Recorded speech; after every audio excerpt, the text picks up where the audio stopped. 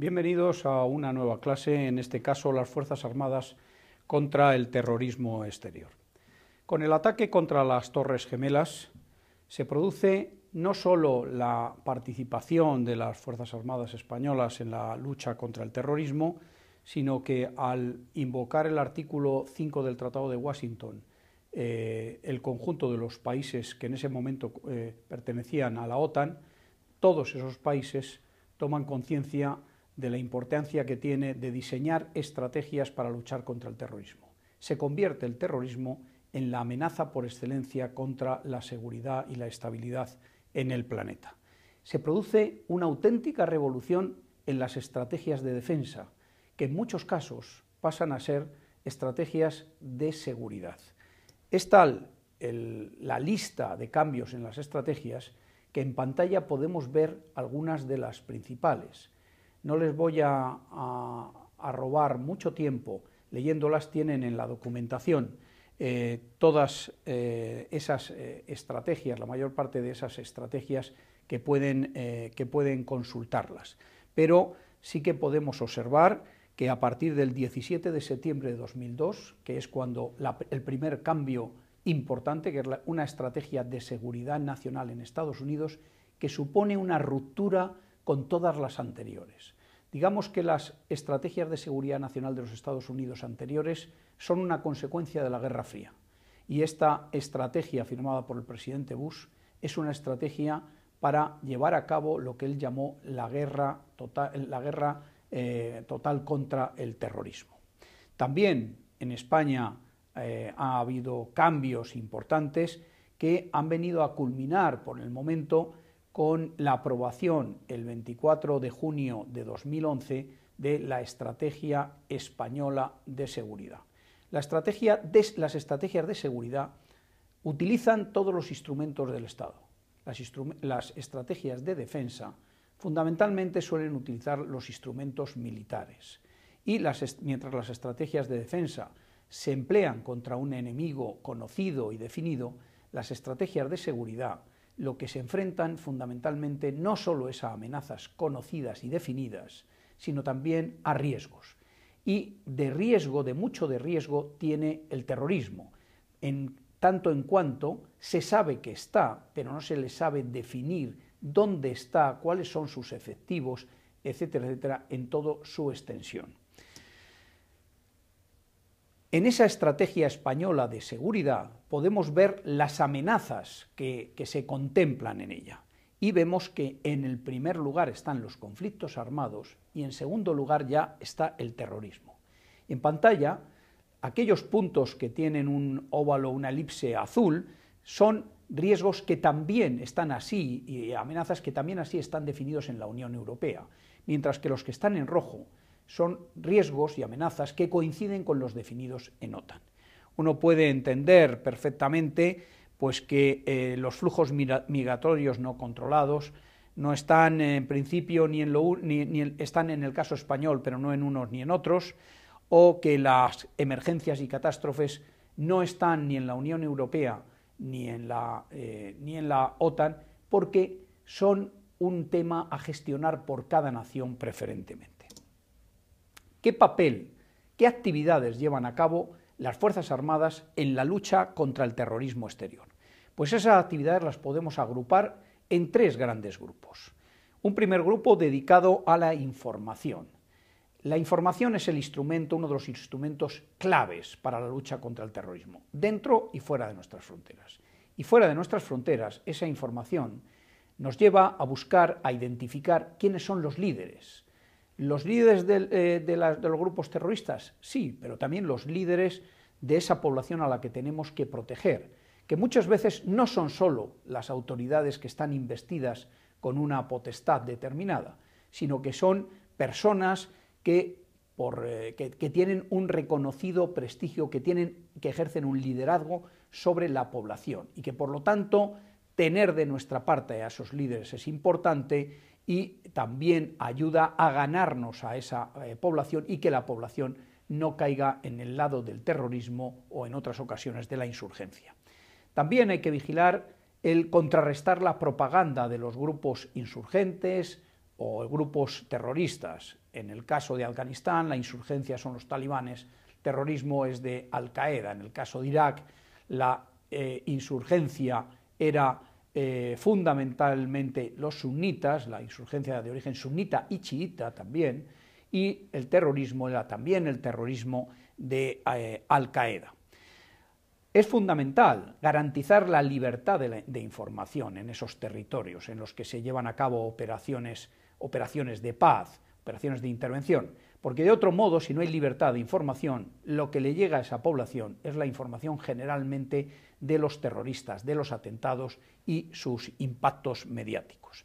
Y obviamente también hay que recabar información sobre los grupos terroristas, sus líderes, la entidad, sus lugares de donde se ocultan, etcétera, etcétera. Primer grupo, por lo tanto, las actividades orientadas a obtener información. Segundo grupo, el control de la zona, el control del territorio, que implica la protección de las autoridades de la zona, la protección, por supuesto, también de la población civil, como vamos a ver luego, también está en el tercer grupo. Pero además de esa protección de autoridades está el control del terreno, no dejar espacios sin control, no dejar espacios vacíos.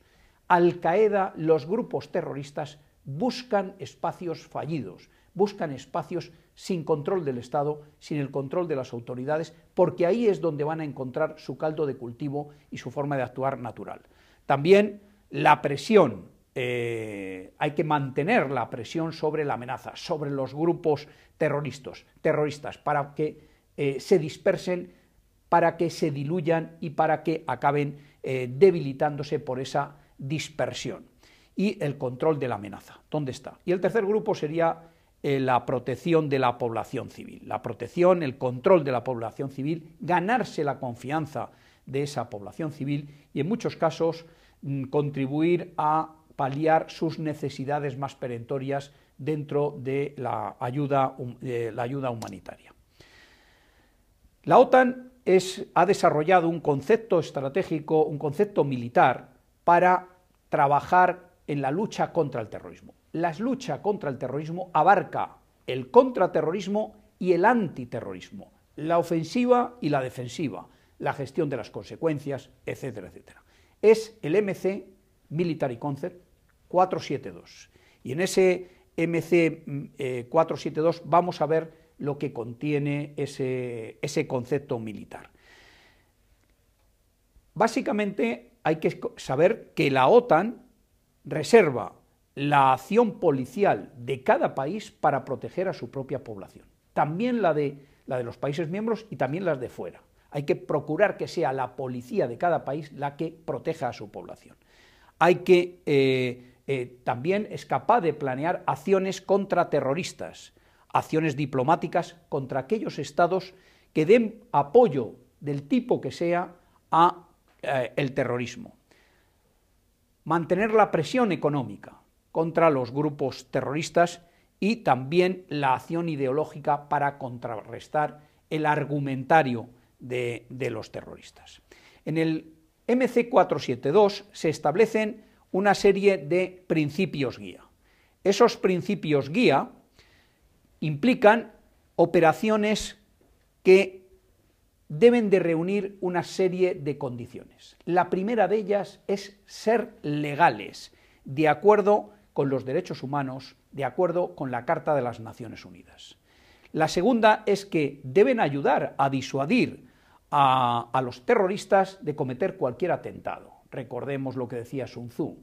El éxito no está en combatirlos, el éxito consiste en lograr disuadirlos de que cometan sus atentados.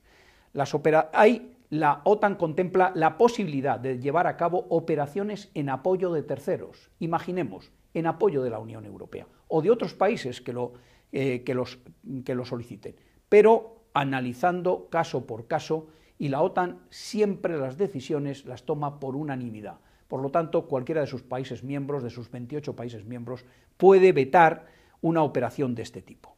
Y también proporciona asistencia a las autoridades nacionales cuando se trata de gestionar consecuencias de tipo bacteriológico, químico, etcétera, etcétera. Hay 4 tipos de operaciones contempladas en la OTAN. operaciones antiterroristas de carácter defensivo, contraterroristas de carácter ofensivo, acciones de gestión de consecuencias y de cooperación militar.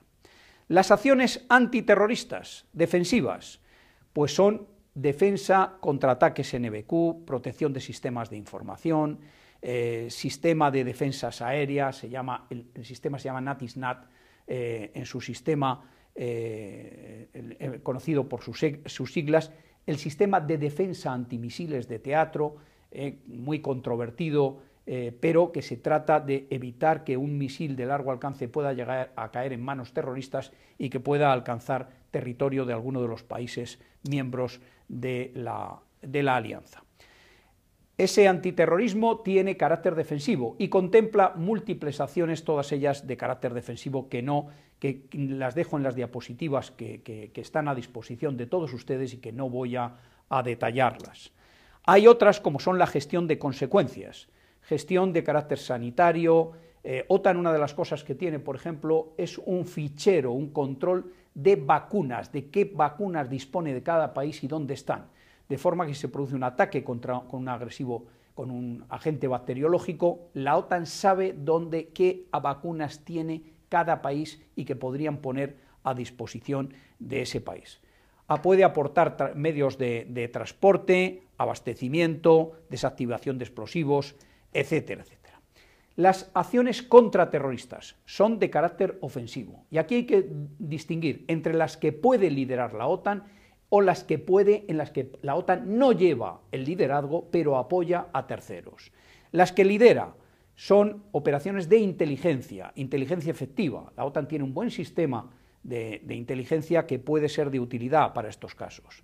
Y también tiene una fuerza, la NATO Response Force, que puede actuar en muy poco tiempo en cualquier parte del mundo. Tiene una gran capacidad para poner un número de efectivos bastante alto.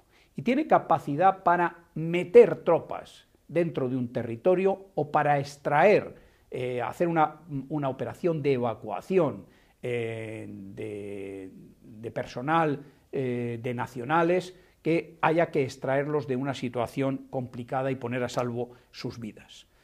La OTAN puede participar en apoyo simplemente como apoyo, puede participar en operaciones simplemente como apoyo de otra coalición, como por ejemplo la Unión Europea, porque la Unión Europea no tiene los medios militares que tiene la OTAN, y en ese caso la Unión Europea tendría que solicitarlos. También puede actuar a requerimiento de naciones concretas o actuar dentro de otros despliegues, o simplemente por invocación del artículo 5, como pasó ya el 12 de septiembre de 2012. En ese caso, la invocación, Estados Unidos podía haber solicitado mucha ayuda de la OTAN, solo pidió dos cosas: que se impermeabilizara el Mediterráneo mediante el uso de los barcos que tenían en la flota en el Mediterráneo, y la flota del Atlántico que pasó al Mediterráneo, para que no hubiera tráfico de armas y para que no hubiera tránsito de terroristas del sur hacia el norte. Y lo segundo que pidió fue los aviones AWACS para controlar el espacio aéreo de Estados Unidos dentro de una operación que se llamó Operación Eagle, porque sus aviones se los llevaron a Afganistán para echar abajo el régimen talibán, pero renunció a que la OTAN participara en esa operación que se llamó Enduring Freedom para acabar con el régimen talibán. La cooperación militar es de ayuda a países, ayuda militar en inteligencia, ayuda en el embargo o bloqueo marítimo, en el asesoramiento, formación de sus fuerzas armadas, de unidades de operaciones especiales, etcétera, etcétera.